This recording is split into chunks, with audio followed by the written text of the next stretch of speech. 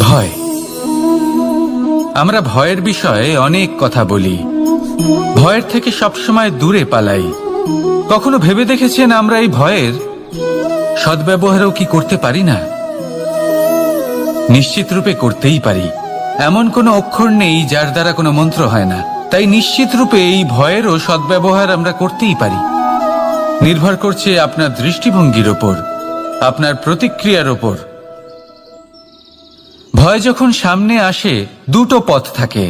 প্রথমটা হলো ভয়ভীত হয়ে চুপচাপ পালিয়ে যাওয়া, আর দ্বিতীয় পথ সেই ভয়ের সম্মুখীন হওয়া।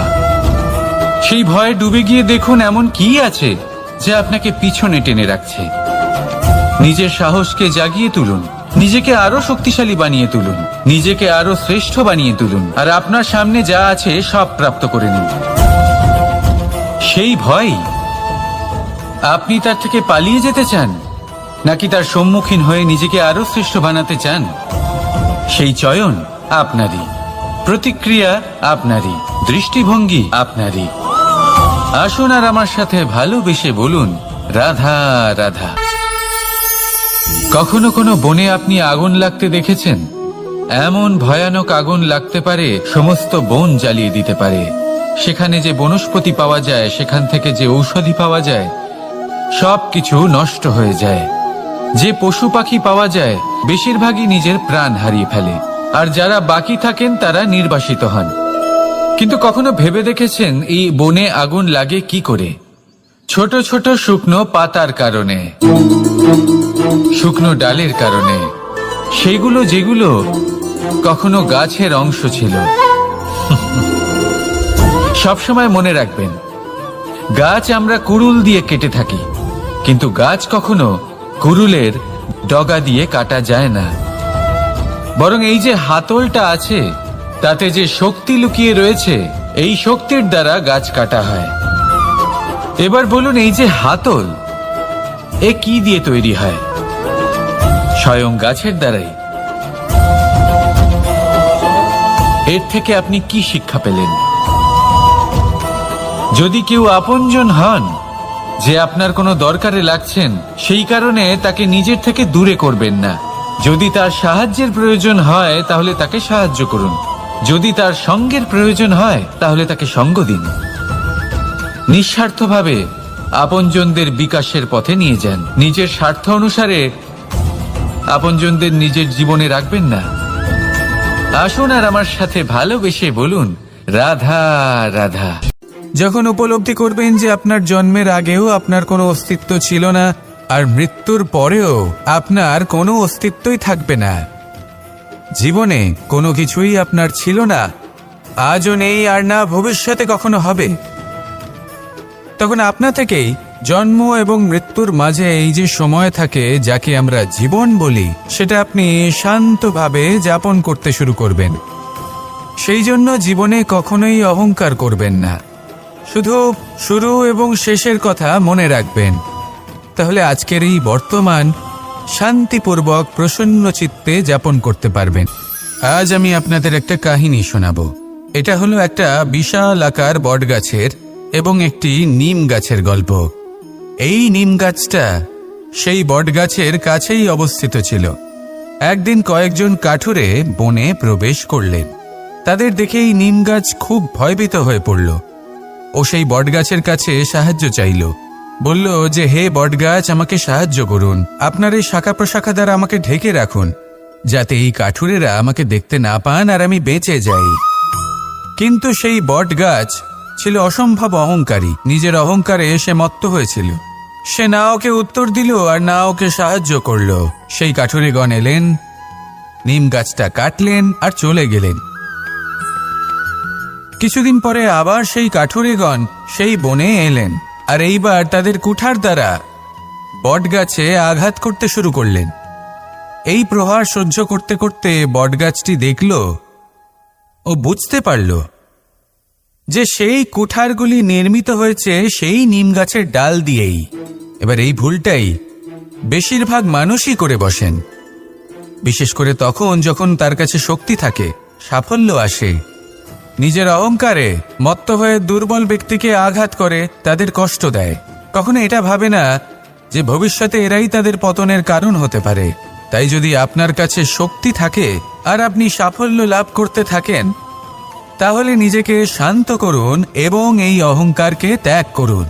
যদি কেউ দুর্বল হয় তাহলে তাকে আঘাত করবেন না, তাকে কষ্ট দেবেন না, বরং তাকে সাহায্য করুন, পারলে তাকে রক্ষা করুন। আসুন আর আমার সাথে ভালোবেসে বলুন, রাধা রাধা। এই জীবনে 3টি গুরুত্বপূর্ণ শব্দ আছে যা বোঝা আমাদের কাছে খুব গুরুত্বপূর্ণ, এবং এই 3টি শব্দের নিজস্ব অর্থ আছে। প্রথম হলো সঙ্গবদ্ধতা, অর্থাৎ একসাথে মিলে কাজ করতে হবে, একসাথে মিলে পরিশ্রম করতে হবে, সামনে এগোতে হবে।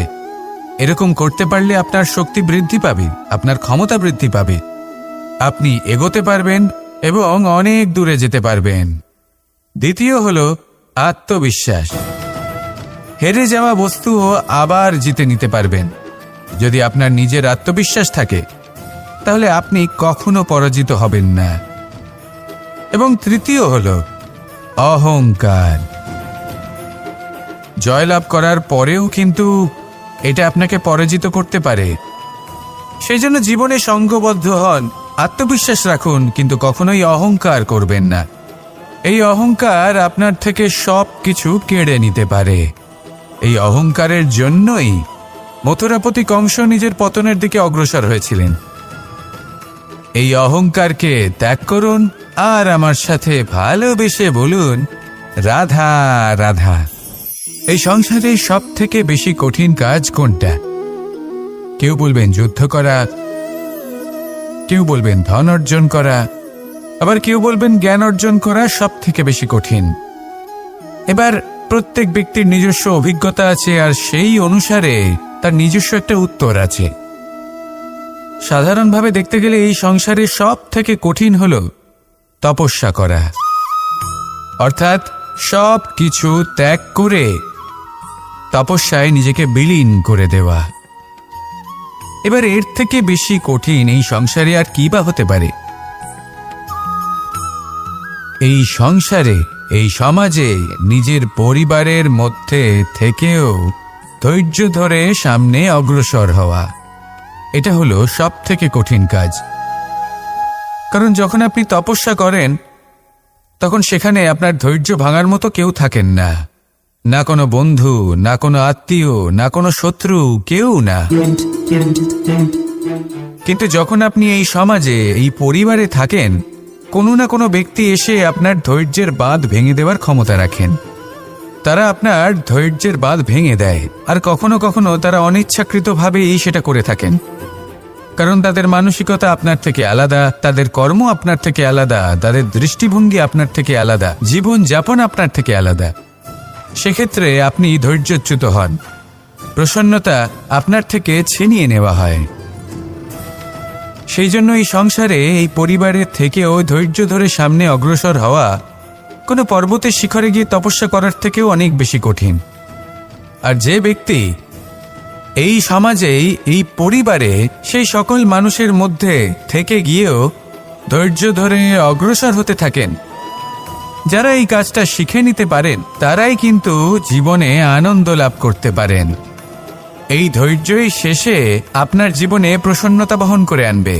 তাই ধৈর্য ধরে জীবনের পথে অগ্রসর হন আর আমার সাথে ভালোবেসে বলুন, রাধা রাধা। আমরা সবাই জীবনে অগ্রসর হতে চাই, তার জন্য চেষ্টা করি, পরিশ্রম করি, কিন্তু কখনো কখনো আমাদের আশেপাশের কিছু মানুষ, যেমন আমাদের আত্মীয়, আমাদের বন্ধু, আমাদের শত্রু, এদেরকে এগিয়ে যেতে দেখে আমরা কখনো কখনো নিজেরা থেমে যাই। এর অর্থ কি তার মানে এটা যে আমাদের কোনো খামতি ছিল বা আমরা কোনো ভুল করে ফেলেছি? না, বেশিরভাগ সময় আমাদের কোনো ভুল থাকে না, আমাদের কোনো খামতিও থাকে না। শুধু একটা ছোট্ট বিষয় আছে যেটা আমরা বুঝতে পারি না। আমরা চেষ্টা করি